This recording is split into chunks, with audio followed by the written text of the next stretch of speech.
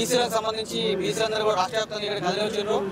40% రిజర్వేషన్లు చట్టం తీసుకురావాలని చెప్పి మాట ఆర్డినెన్స్ అనేది ఒక మోసం చేస్తా ఉన్నారు కాంగ్రెస్ ప్రభుత్వం. చట్టం తీసుకొస్తేనే కామన్ డిక్లరేషన్ అమలు చేసినట్టు చెప్పేసి మాట్లాడుతూ ఉన్నారు. ఇక్కడ ధర్నాకు అయితే ఇక్కడ మన జయశంకర్ జిల్లా నుంచి రమేష్ గారు వచ్చారు. బీసీ ఉద్యమాల్లో కీలకంగా పనిచేస్తా ఉన్నారు. చెప్పండి రమేష్ గారు, అసలు ఈ కాంగ్రెస్ ప్రభుత్వం ఇచ్చినటువంటి ఆర్డినెన్స్ ఎట్లా చూస్తారు?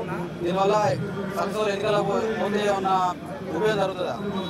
జయశంకర్ భూపాలపల్లి జిల్లా మారుమూల గ్రామం నుంచి వెళ్ళి ఇక్కడికి రావడం జరిగింది. ఇది బీసీలందరికీ, బీసీలో చాలా కులాలు ఉన్నాయి.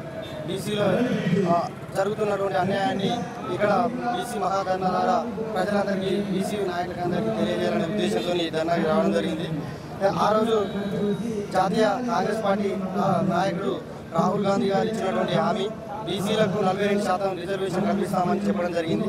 దానిలో భాగంగా ఇచ్చిన హామీని పక్కన పెడుతూ కార్యాపన చేస్తూ వీళ్ళు కావాల్సుకునే ఈ యొక్క నాటకాన్ని ఆడుతున్నారు.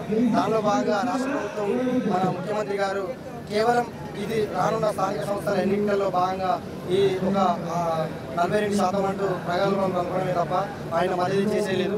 ఆయన ఇచ్చిన హామీలు ఒకటి కాదు, 420 హామీలు అనేవి ఎంతో మంది చెప్పడం జరిగింది. మహిళల పట్ల కావచ్చు, తులం బంగారం, కళ్యాణ లక్ష్మి అని చెప్పడం జరిగింది. 2500 రూపాయలు మహిళలకు అని చెప్పిండు.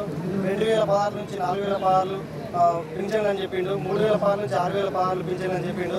రైతులకు పూర్తి స్థాయిలో రుణమాఫీ అని చెప్పిండు. రైతులకు బోనస్ అని చెప్పిండు. అక్కడికి హామీలు ఇచ్చి గద్దెనెక్కి ఈరోజు ప్రగల్భాలు దొరుకుతూ ఎక్కడ పడితే అక్కడ సభలు ఏర్పాటు చేసుకున్న తరుణంలో ఆ సభలో కేవలం కల్వకుంట్ల ఫ్యామిలీ అని చెప్పేసి ఏలన చేస్తూ కాలయాపన చేయడమే తప్ప మరిది చేయడం లేదు. అభివృద్ధి చేసి మేము అందరూ ఎంతోమంది ఉద్యమకారులు, ఉద్యోగులు, మేధావులు, గ్రామాలలో ఉన్నటువంటి చాలా మంది ప్రజలు కూడా ఈ ప్రభుత్వం 10 సంవత్సరాలు చేసి కొంత నిర్విరామంగా ఉండదని చెప్పేసి కాంగ్రెస్ వస్తే ఏదో చేస్తుంది అని చెప్పేసి ప్రభుత్వాన్ని ఎక్కేయడం జరిగింది. అయినప్పటికీ ఈ ప్రభుత్వం చేతగాని తనంతోనే తప్ప మరేది లేదు.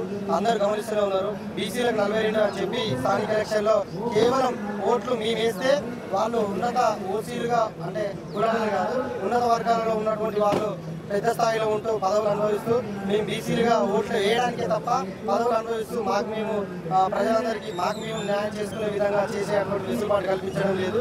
దీన్ని కావాల్సుకునే 42% అని ఈ స్థానం ఎలక్షన్లో భాగంగా దీన్ని పెట్టి ముందుకెళ్తూ మళ్ళీ ఎలక్షన్లో వచ్చిన రిజల్ట్స్ బట్టి ముందుకెళ్తామని చెప్తున్నారు. వీళ్ళు కేవలం దీన్ని గవర్నర్ ద్వారా రాష్ట్రపతికి పంపించడం జరిగింది.